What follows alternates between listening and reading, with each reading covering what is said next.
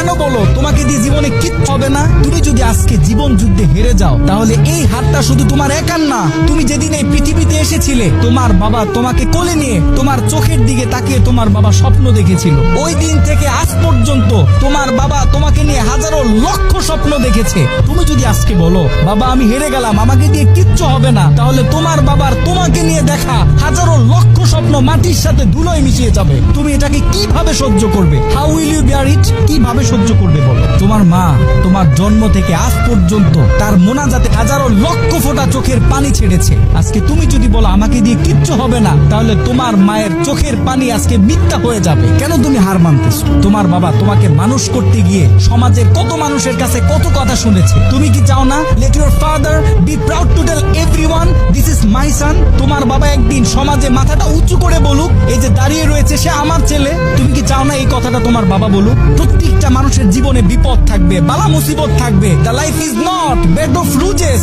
এই পৃথিবীটা ফুল বিছানো কোনো বিছানা নয়। এখানে প্রত্যেকটা মানুষকে সংগ্রাম করতে হয়, লড়াই করতে হয়, বারবার পড়ে যাওয়ার পরেও আবার দাঁড়াইতে হয়। জীবন যুদ্ধে হার মানলে